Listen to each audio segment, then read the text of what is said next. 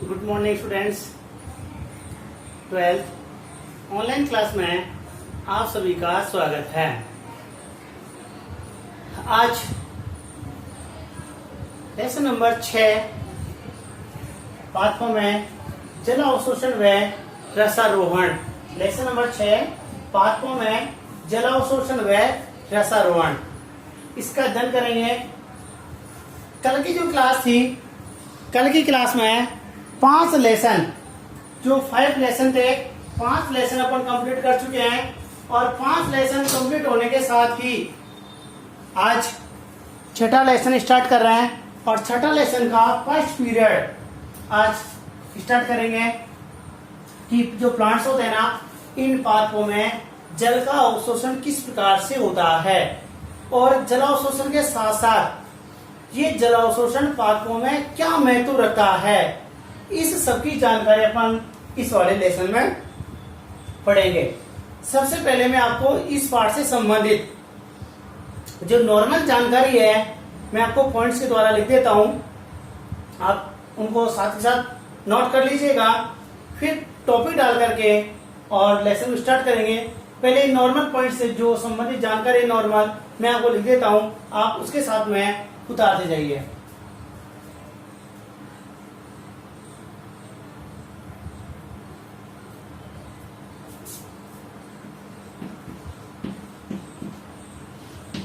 पाठों में जल का अवशोषण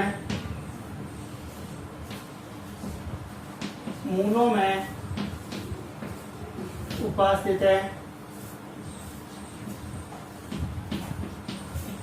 मूलों में उपस्थित है, मूल रोमों द्वारा होता है। पाठों में जल का अवशोषण मूलों में उपस्थित मूल रोमों में होता है। अब ये वो सब मूल के द्वारा होता है, मूल रोम के द्वारा होता है, कंफ्यूज होने की आवश्यकता नहीं है। ये जो ऑब्जेक्टिव क्वेश्चंस आते हैं वहाँ मूल भी दिया हो और मूल रोम भी दिया होता है, तो उसका सही करेक्ट आंसर क्या होता है, उसका मूल रोम ही होता है। क्योंकि जल का अवशोषण हमेशा मूल रोमों से होता है और ये मूल रोम मूल में प्रेजेंट होते हैं। इसलिए अपन जनरल भाषा में ये पढ़ते हैं कि पादपों में जल का अवशोषण मूलों के द्वारा होता है। राइट, आगे चलिए। पादपों में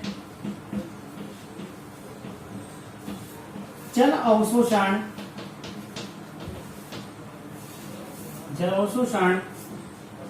एक जैविक क्रिया है। पादपों में जो जल अवशोषण की क्रिया होती है ना, ये जल अवशोषण की क्रिया क्या है, एक जैविक क्रिया है।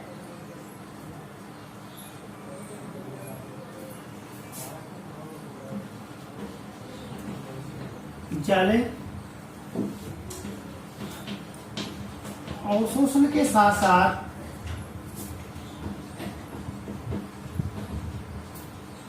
कुछ है खनिज लवणों का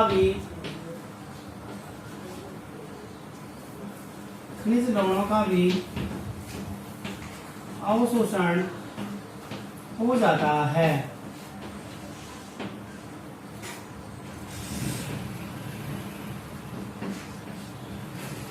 मूलों द्वारा हमेशा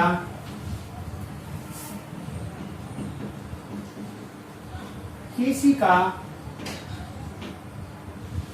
जल का उपयोग किया जाता है। किसका किया जाता है, हमेशा केशिका जल। मैं आपको जल बता देता हूं, सुनो ध्यान से। एक होता है केशिका जल,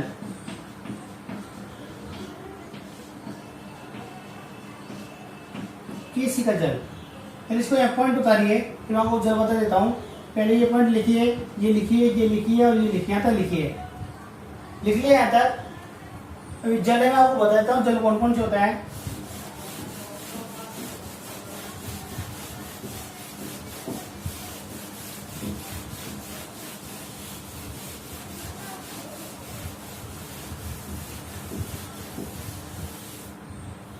देखो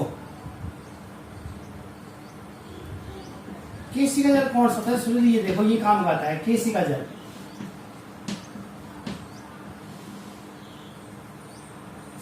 केसी का जल कौन सा होता है, अपने जो मृदा होती है, क्या होती है, ये मृदा हो गई, इस मृदा होती है ना, इस मृदा में क्या पाया जाता है, कण पाए जाते हैं, और इन कणों के बीच में जो पानी नमी पाई जाती है ना, मृदा में जो नमी पाई जाती है ना, और इस नमी का जो उपयोग पादपों द्वारा किया जाता है, इस नमी को ही क्या कहते हैं, केसी का जल कहते हैं। सुनिए, बारिश होती है, बारिश होने के दौरान कुछ पानी तो बह करके नदियों में चले जाता है, कुछ पानी होता है वो गुरुत्वाकर्षण बल के कारण बहुत नीचे गहराई तक चले जाता है, और कुछ जल होता है वो मृदा सतह के ऊपर स्टॉक रहता है, और कुछ जल होता है वो मृदा सतह की कुछ सतह पर जाकर के और मृदा कणों के बीच में नमी के रूप में उपस्थित होता है, और जो मृदा कणों के बीच में जो नमी के रूप में प्रेजेंट होता है वो मूल रोम वहीं से पानी का अवशोषण करता है, उसे अपन क्या कहते हैं, केसी का जल कहते हैं। राइट, ये केसी का जल हुआ। एक होता है अपवाहित जल। अपवाहित जल कौन सा होता है, जब बारिश होती है, वर्षा होती है, तो वर्षा का जो बहता हुआ जल हुआ है ना, बहता हुआ जल है, ये बहता हुआ जल क्या कहलाता है, ये अपवाहित जल कहलाता है। एक होता है गुरुत्व जल। कौन सा होता है, एक होता है गुरुत्व जल। गुरुत्व जल कौन सा होता है, जो वर्षा का जल जो नीचे गहराई तक पहुंच जाता है, क्या कहलाता है, गुरुत्व जल कहलाता है। ये कुछ जल हैं, आप पॉइंट डाल के लिखिए। सबसे पहले केसी का जल लिखा देता हूं, केसी का जल पॉइंट डालो, मैं लिखा देता हूं, पॉइंट पॉइंट छोटे छोटे। केसी का जल, इसको लिखो, मृदा कणों के बीच उपस्थित जल या नमी, मृदा कणों के बीच, मृदा कणों के बीच उपस्थित जल या नमी जिसे मूल रोमों द्वारा अवशोषण किया जाता है, अवशोषण किया जाता है, केसी का जल कहलाता है। केसी का जल कहलाता है।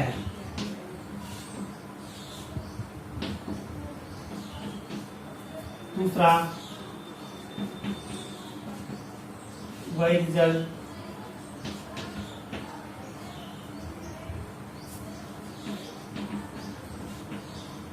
वर्षा का वह जल जो बहकर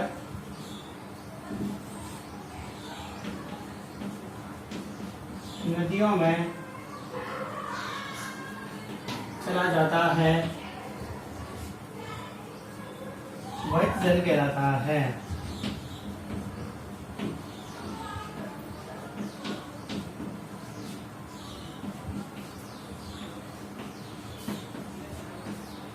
ऋतु जल,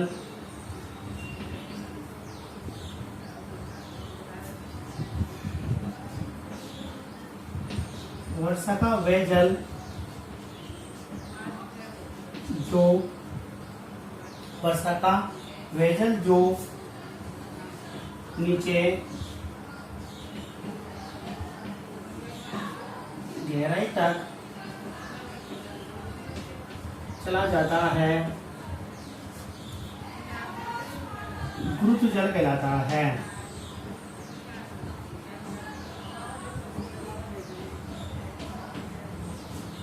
ये कुछ जल हैं, लेकिन प्लांट्स को किसका अवशोषण करते हैं? किसी का जल का ही उपयोग करते हैं। ये पॉइंट्स लिखिए, साथ साथ नोट उतारिए इनको।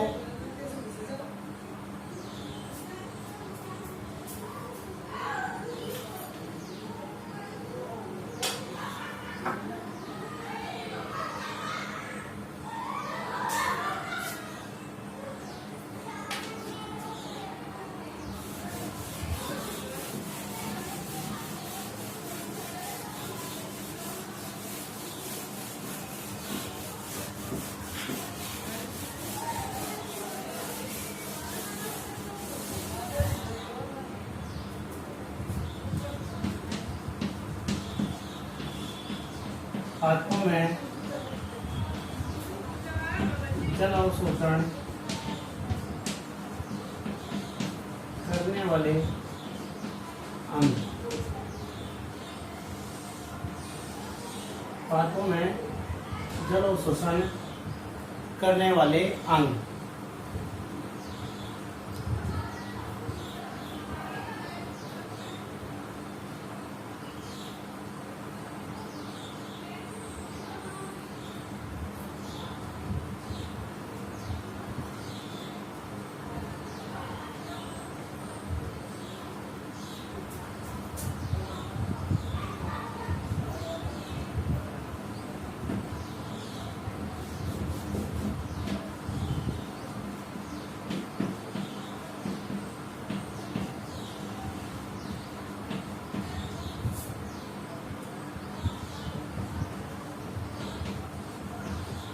हेलोफाइटा में जल अवशोषण संपूर्ण सतह से होता है।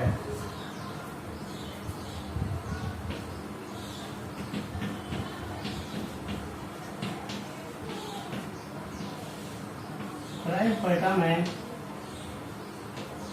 जल अवशोषण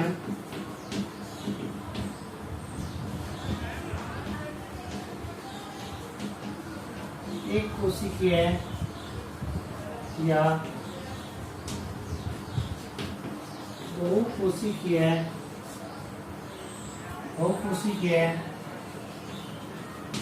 मूलावासों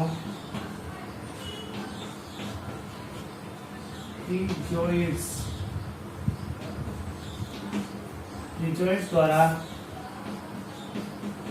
होता है।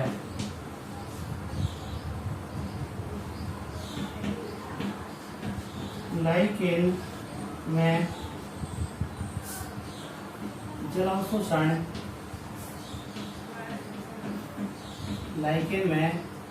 अवशोषण विशिष्ट संरचना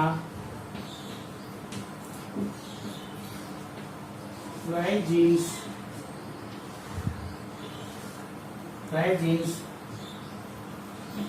द्वारा होता है।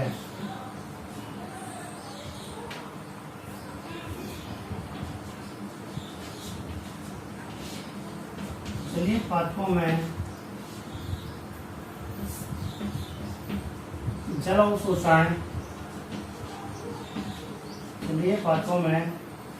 अवशोषण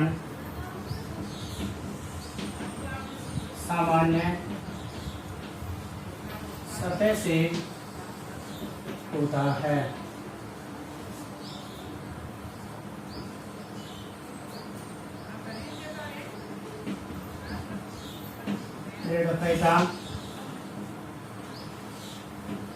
जिम्नोस्पर्म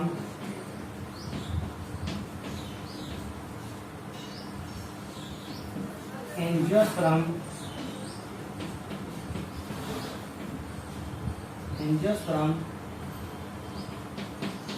आदि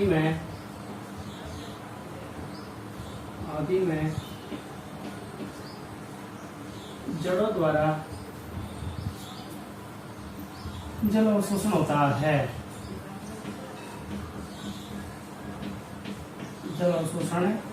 होता है।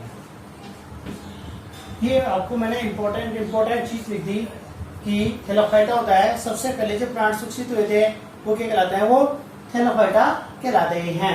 इनमें जो जल का अवशोषण होता था ना, वो संपूर्ण सतह से जल का अवशोषण होता था, क्योंकि जड़ तनाव पत्ती पूर्ण रूप से विभेदित नहीं थे। पूरा का पूरा प्लांट जो था ना, वो एक थैलस प्रकार का था। थैलस जानते हो, थैलस का मतलब होता है इस प्रकार का प्लांट जिसमें जड़ तनाव एवं पत्ती को पूर्ण रूप से विभेदित नहीं किया जा सकता है, क्या कहलाता है? थैलस कहलाता है। तो इनका संपूर्ण शरीर कैसा था? थैलस था। इसमें ना तो पत्ती थी, ना जड़ था, ना तना, किसी प्रकार का इनमें विभेदन नहीं किया जा सकता। तो संपूर्ण सतह से जल का अवशोषण होता था। जो ब्रायोफाइटा प्लांट्स थे, टेरिडोफाइटा के बाद कौन सा है? ब्रायोफाइटा है। जो ब्रायोफाइटा प्लांट्स थे ना, इनमें कुछ एक कोशिकीय बहुकोशिकीय मूल रोम पाए गए थे, और उन मूल रोम्स को मूलाभास या रिजोइड्स कहा गया था। इन पादपों में इन्हीं संरचनाओं के द्वारा जल का अवशोषण होने लगा। लाइकेन, लाइकेन जानते हो, कवक और जो शैवाल होते हैं वो मिलकर क्या बनाते हैं? लाइकेन बनाते हैं। इनमें जो जल का अवशोषण होता है, इनमें एक विशेष प्रकार की संरचना होती है जिसे राइजिन्स कहते हैं। इनके द्वारा जल का अवशोषण होता है। इसके बाद में टेरिडोफाइटा थे, टेरिडोफाइटा, उसके बाद में जिम्नोस्पर्म आए, उसके बाद में एंजियोस्पर्म प्लांट्स आए, और जो वर्तमान में जो प्लांट्स हैं वो कौन से हैं? एंजियोस्पर्म, जिन्हें आवर्तबीजी पादप भी कहते हैं, और उसी यूनिट का अध्ययन पहले कर चुके हैं। इनमें टेरिडोफाइटा से लेकर के आज तक के जो एंजियोस्पर्म प्लांट्स हैं, उन सब में विकसित मूलें पाई जाने लगी, और इन मूलों के द्वारा ही जल का अवशोषण होने लगा।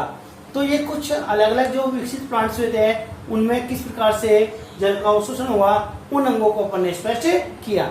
अब ये पढ़ेंगे कि जो मूल होती है ना, उसकी संरचना में कौन कौन से भाग पाए जाते हैं, और उनमें जल का अवशोषण किस प्रकार से होता है। पॉइंट उतारिए इनको।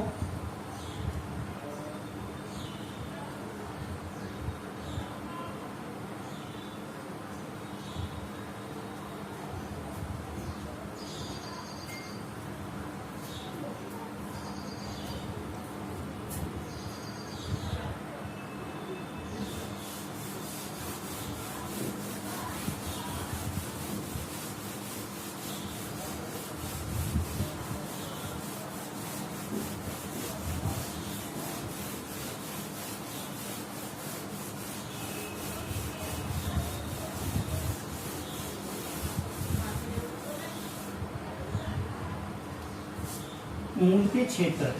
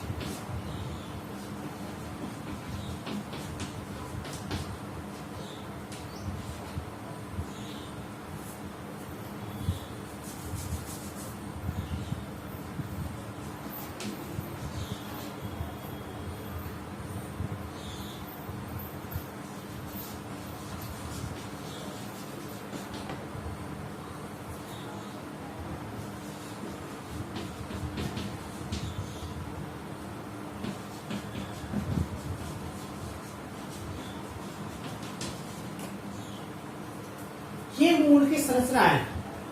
जनरली बिना कोई डायग्राम बनाए, ये मूल की संरचना है। इस मूल का जो शीर्ष भाग होता है ना, इस शीर्ष भाग पर एक हल्की सी टोपीनुमा संरचना पाई जाती है। ये टोपीनुमा संरचना होती है ना, ये क्या कहलाती है? ये मूल गोप कहलाती है। क्या कहलाती है? इसे मूल गोप कहते हैं। इस मूल गोप के बाद में विभोज्योत क्षेत्र होता है जिसमें कोशिका विभाजन की क्षमता सबसे अधिक पाई जाती है। इसके बाद में दीर्घकण क्षेत्र आता है जिसमें ऊर्ध्व एवं अनुप्रस्थ दोनों प्रकार के विभाजन होते हैं जिससे मूल की लंबाई और मोटाई दोनों में वृद्धि होती है। इसके बाद में मूलरूम क्षेत्र आता है जो जल का अवशोषण करने में सहायक होता है। उसके बाद में कुछ मृत कार्बनिक पदार्थ जमा हो जाते हैं और वो किसका निर्माण करते हैं? वो परिपक्वन क्षेत्र का निर्माण करते हैं। इस प्रकार से मूल के क्षेत्र एक एक पढ़ेंगे। सबसे पहले डालो मूल गोप। मूल गोप इसमें लिखो, मैं बोल के लिखवा देता हूँ। मूल गोप में लिखो, इसमें पॉइंट डालो। मूल गोप मैं आपको लिखवा देता हूँ, बोल करके लिखो। सबसे पहले पॉइंट डालिए मूल गोप। इसमें लिखो मूल के शीर्ष भाग पर, मूल के शीर्ष भाग पर पाई जाने वाली, मूल के शीर्ष भाग पर पाई जाने वाली टोपीनुमा संरचना, मूल के शीर्ष भाग पर पाई जाने वाली टोपीनुमा संरचना मूल गोप कहलाती है। पाई जाने वाली टोपीनुमा संरचना मूल गोप कहलाती है। यह मूल गोप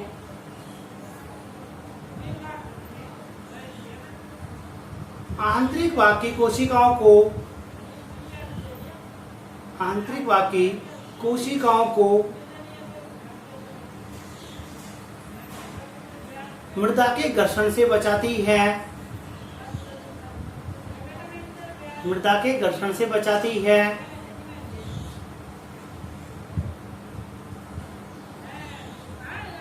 एवं मृदा को गहराई में पहुंचने के लिए, एवं मूल को मृदा में पहुंचने के लिए स्थान उपलब्ध कराती है।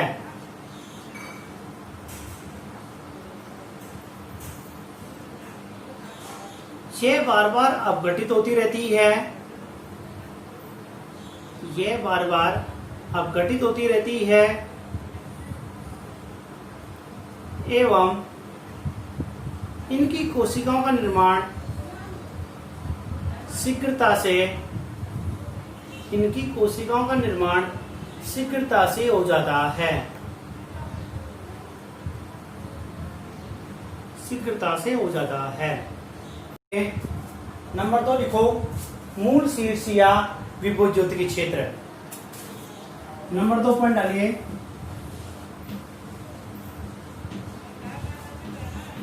मूल शीर्ष या विभोज्योति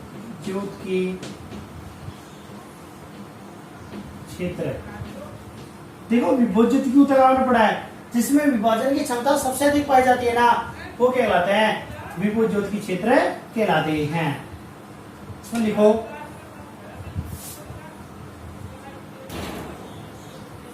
मूल गोप के आगे का भाग मूल शीर्ष या विभोज्योति क्षेत्र कहलाता है। मूल शीर्ष या विभोज्योति क्षेत्र कहलाता है। मूल शीर्ष या विभोज्योति क्षेत्र कहलाता है।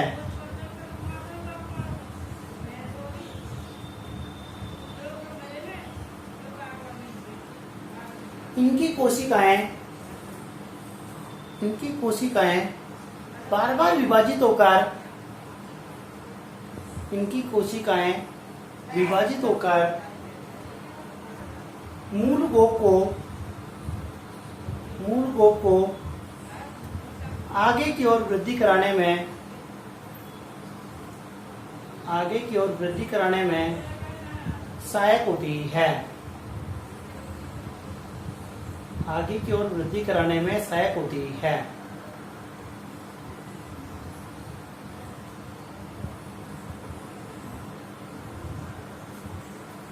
कितना हुआ? 2 भाग हुआ। नंबर 3 डालो।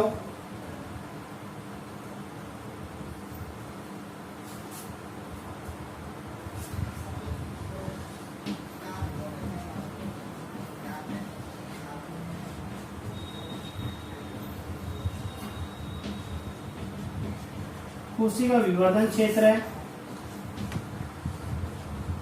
कोशिका दीर्घीकरण क्षेत्र है, या धीर्य वृद्धि क्षेत्र। तीसरा डालो, कोशिका विवर्धन क्षेत्र या दीर्घीकरण क्षेत्र या धीर्य वृद्धि क्षेत्र। इसमें लिखो, यह भाग मूल शीर्ष के पीछे की ओर उपस्थित होता है। यह भाग मूल शीर्ष के पीछे की ओर उपस्थित होता है।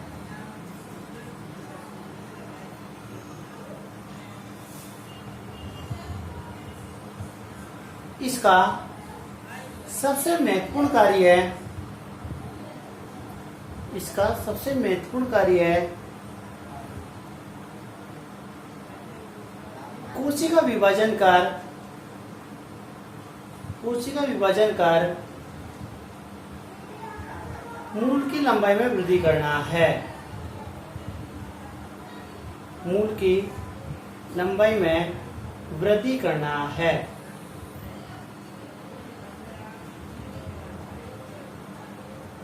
इसके साथ ही मूल की चौड़ाई में वृद्धि होती है।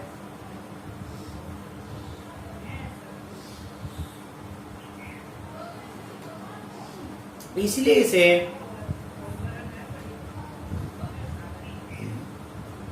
दीर्घीकरण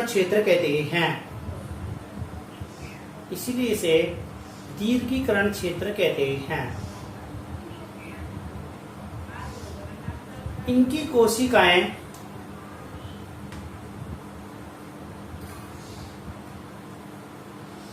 अनुप्रस्थ एवं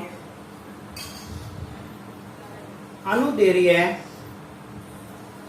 इनकी कोशिकाएं अनुप्रस्थ या अनुदैर्घ्य विभाजन दर्शाती हैं।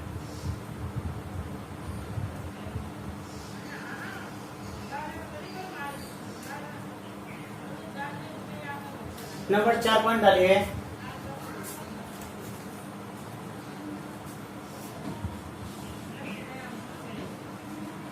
मूल रोम। नंबर 4 पॉइंट डालिए, मूल रोम।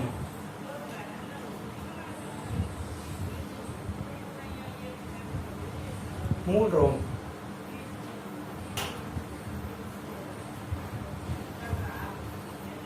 कोशिका दीर्घण के ठीक पीछे, कोशिका दीर्घीकरण क्षेत्र के ठीक पीछे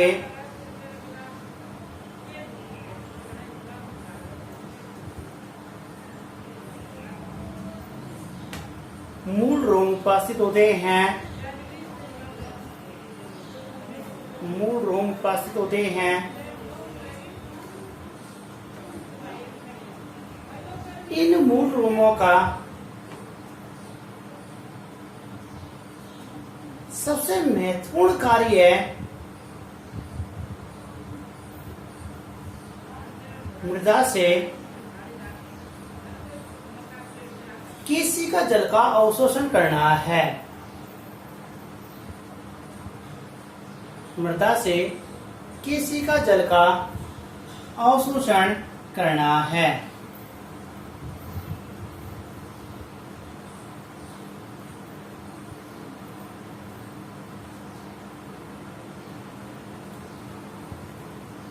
इसीलिए मूलों में सबसे अधिक जल का अवशोषण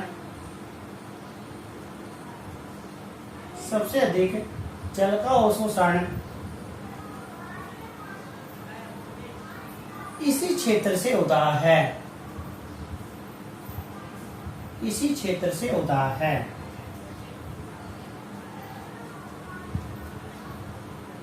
इसी क्षेत्र से होता है।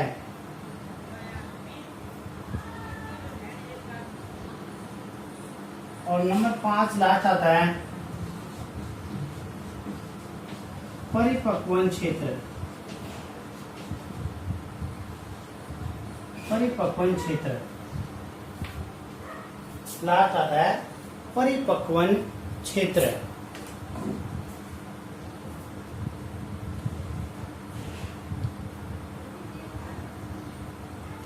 इसमें लिखो ये मूल का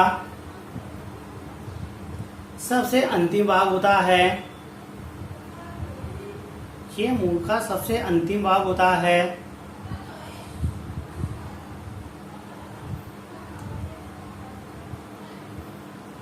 इस क्षेत्र की कोशिकाओं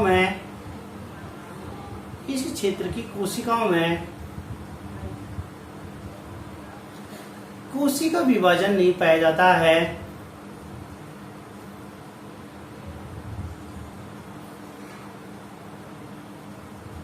तथा कोशिकाएं विभिन्न क्षमता खोकर विभाजन क्षमता खोकर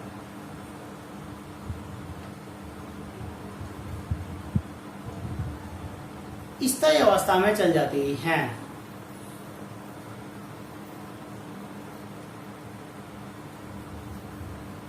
जिसके कारण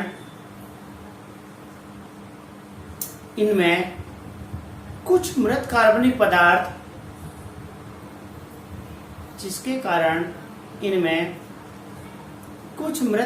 पदार्थ जैसे लिग्निन, सुबेरिन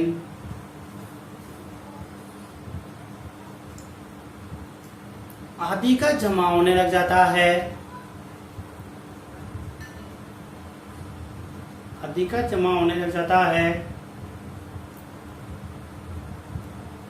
जिससे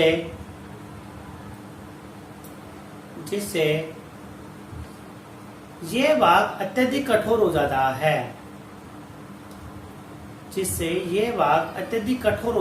है।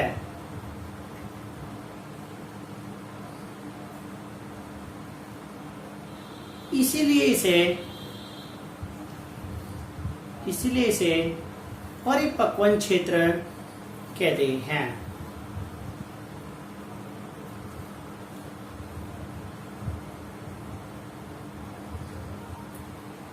ये पांचों पॉइंट्स आपको नोटबुक में मैंने जैसे बोला है सेम उसी प्रकार से पॉइंट डाल करके आपको नोटबुक में लिखने हैं।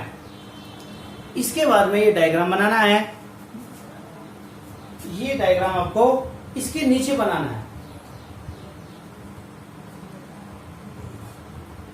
एक बार मैं दोबारा बता देता हूं। देखो सबसे अपना लिखा है मूलकोप।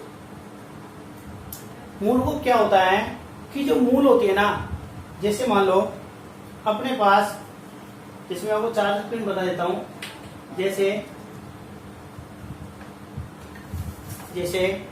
ये कोई चार्जर पिन है, आपको दिखाई दे रही है? चार्जर पिन दिखाई दे रही है।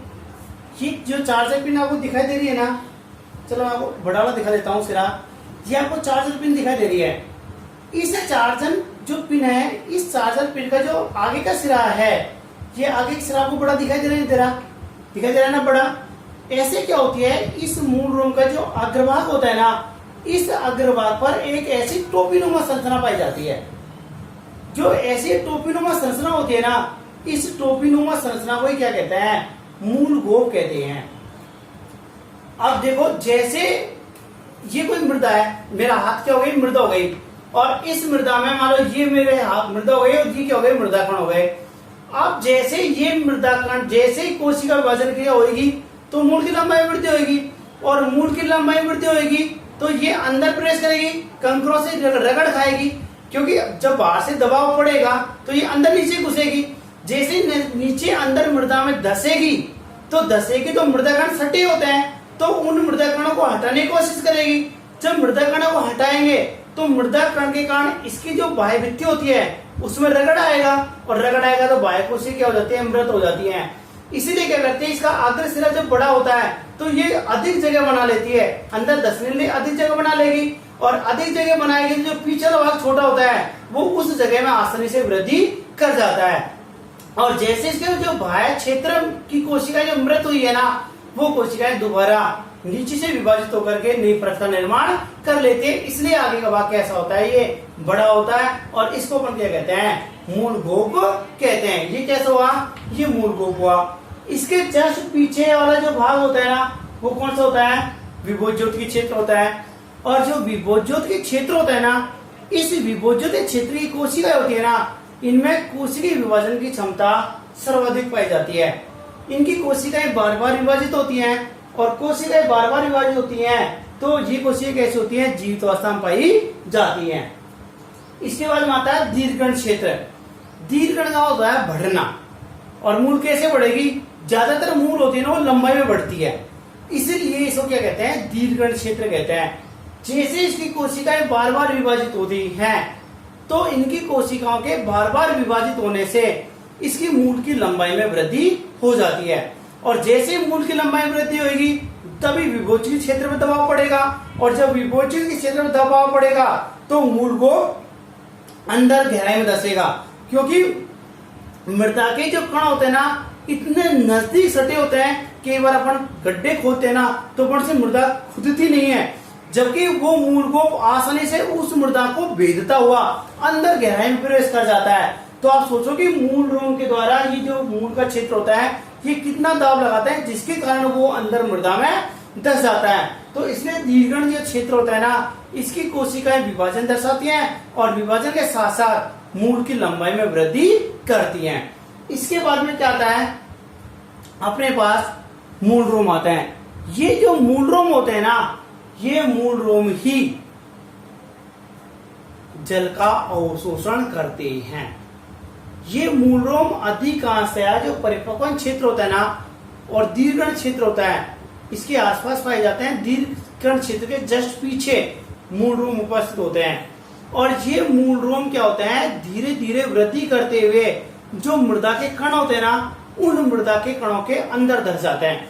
आपने कभी कोई पेड़ उपाड़ा है, छोटा पेड़ नहीं उपाड़ा हो तो आपके आसपास कोई नमी वाले क्षेत्र में से आप कोई छोटा पौधा उपाड़िएगा। जैसे आप पौधा उपाड़ोगे ना तो उस पौधे में आपको मूल रोम साइड में निकले होंगे। आपके बाल है ना, तो ऐसे सिर में बाल होते हैं, ऐसे मूल रोम लटके होते हैं, और जैसे आप मृदा में से उपाड़ोगे ना तो प्रत्येक मूल रोम के साथ में मृदा कण चिपटे होंगे, क्योंकि वो क्या होते हैं, मृदा कणों के अंदर धस जाते हैं, और मृदा कणों के बीच में से जो नमी होती है वह केशिका जल पाया जाता है, और उसी का क्या करते हैं, ये अवशोषण करते हैं। तो किसी प्लांट्स को नमी में से उपाड़ करके इस मूल रोमों को, दीर्घकण क्षेत्र को, मूल गोप को, परिपक्वन क्षेत्र को आप आसानी से अध्ययन कर सकते हैं, और आपको मूल रोम पता भी चल जाएगा कि कितनी लंबाई होते हैं, कैसे सघन होते हैं, और एक किस प्रकार से मृदा में अंदर धसे हुए होते हैं। तो ये मूल रोम होते हैं ना, इन मूल रोमों का सबसे महत्वपूर्ण कार्य क्या हुआ, सबसे महत्वपूर्ण कार्य इनका मृदा से जल का अवशोषण करना हुआ। मूल का जो अंतिम भाग होता है वो मूल का अंतिम भाग कहलाता है परिपक्वन क्षेत्र। क्या कहलाता है, परिपक्वन क्षेत्र। जो कोशिकाएं पूर्ण रूप से अपनी विभाजन क्षमता खो देती हैं, और विभाजन क्षमता खोने के बाद में वो स्थायी रूप से मृत होने लगती हैं, उनके साथ साथ कुछ मृत कार्बनिक पदार्थ जैसे लिग्निन है, सुबेरिन है, रेजिन है, गोंद है आदि पदार्थ का जब इनके साथ में जमा होने लग जाता है तो इनके जमाव के साथ ही इनका जो क्षेत्र होता है ना वो अत्यधिक कठोर हो जाता है। क्या हो जाता है, बहुत कठोर हो जाता है, और इस कठोरता के कारण ही इसे प्रौढ़ या परिपक्वन क्षेत्र कहते हैं। ये क्षेत्र तना से सीधा जुड़ा हुआ होता है। कई बार आपने देखा हो तो जो तनार अपन जब मूल को काटते हैं ना तो ऊपर का क्षेत्र तो आसानी से कट जाता है, और जो बीच का भाग हल्का सा गहरा गहरा सा काला सा होता है ना, वो भाग कौन सा होता है, मृत भाग होता है, और जब उसको काटते हैं ना तो काफी बल लगाना पड़ता है, इसीलिए वो भाग कैसा होता है, वो मृत होता है। ये मृत भाग इस मूल को या इस पादप के जो स्टेम्स होता है, तना होता है, उसको यांत्रिक बल प्रदान करता है। और इसीलिए ये जो मृत कार्बनिक पदार्थ होते हैं इनको दृढ़ता प्रदान करते हैं। ये अपने पास कहलाते हैं मूल के क्षेत्र। जल के अवशोषण की सामान्य जानकारी बता दी, किस प्रकार से होता है। जो पाथपों का विकास हुआ है उन पाथपों के विकास में किस प्रकार से सबसे पहले टेरिडोफाइट आए थे, सबसे पहले थैलोफाइट आए थे, उसके बाद में ब्राफाइट आए थे, फिर टेरिडोफाइट आए थे, फिर जिम्नोस्पर्म आए थे, फिर एंजियोस्पर्म आए थे। इन सभी में किस प्रकार से जल का अवशोषण होता है, इनमें जल अवशोषण अंग कौन कौन से होते हैं, इन सब के बारे में मैंने आपको डिटेल से लिखा दिया। उसके बाद में जो सबसे महत्वपूर्ण काम होता है टेरिडोफाइटा, जिम्नोस्पर्म और एंजियोस्पर्म, इनकी जो मूलें होती हैं इनकी मूलें जल का अवशोषण करती हैं। वैसे दो क्षेत्र होते हैं, एक तो एक परिपक्व क्षेत्र होता है और एक परिपक्व क्षेत्र होता है। हालांकि हम उनकी इतना डिटेल से अध्ययन करने की आवश्यकता नहीं है, अपन को तो डायरेक्ट मूल के क्षेत्र पढ़ने होते हैं। आपके ही बुक्सों में अपन और भी बुक्स होती है, राजस्थान बोर्ड होती है, उसमें अपन ये पढ़ते हैं मूल को होता है, विभोजित क्षेत्र होता है, दीर्घकण क्षेत्र होता है, परिपक्वन क्षेत्र होता है। परिपक्वन क्षेत्र के अंतर्गत ही मूल रोमों को पढ़ा गया है। बात एक ही है, चाहे मूल रोम और परिपक्वन क्षेत्र के साथ पढ़ लो, चाहे तो मूल रोम और परिपक्वन क्षेत्र को अलग अलग पढ़ लो, एक ही बात है, आपको कंफ्यूज होने की आवश्यकता नहीं है। चाहे मूल को शीर्ष भाग, दीर्घकण क्षेत्र, मूल रोम और परिपक्वन पढ़ो, चाहे आप मूल को विभोजित की क्षेत्र, दीर्घकण क्षेत्र और परिपक्वन क्षेत्र पढ़ो, एक ही है। परिपक्वन क्षेत्र पढ़ोगे तो आपको परिपक्वन क्षेत्र के साथ ही उसी में आपको मूल रोमों के बारे में डिटेल लिखनी होती है, चाहे मूल रोमों को अलग से लिख दो, उसमें आपको कोई इसी प्रकार की कोई प्रॉब्लम नहीं है, ना कोई नंबर कटने की संभावना है और ना आपको कंफ्यूज होने की आवश्यकता है। इस प्रकार से आज अपन ने जो लेसन नंबर 6 का पहला पीरियड अपन ने स्टार्ट किया है। इस फर्स्ट पीरियड में आपको मैंने कुछ जानकारी दी है, कुछ चीज पढ़ी है। कल का जो क्लास होगी उसमें सबसे इम्पोर्टेंट टॉपिक्स पढ़ेंगे जल अवशोषण, कि जल अवशोषण किस प्रकार से होता है, इसकी क्रियाविधि पढ़ेंगे। एग्जाम में कई बार पूछा जा चुका है और पूछता भी है। आज की क्लास को यहीं ऑफ करते हैं, कल की नेक्स्ट क्लास अगले दिन पढ़ेंगे।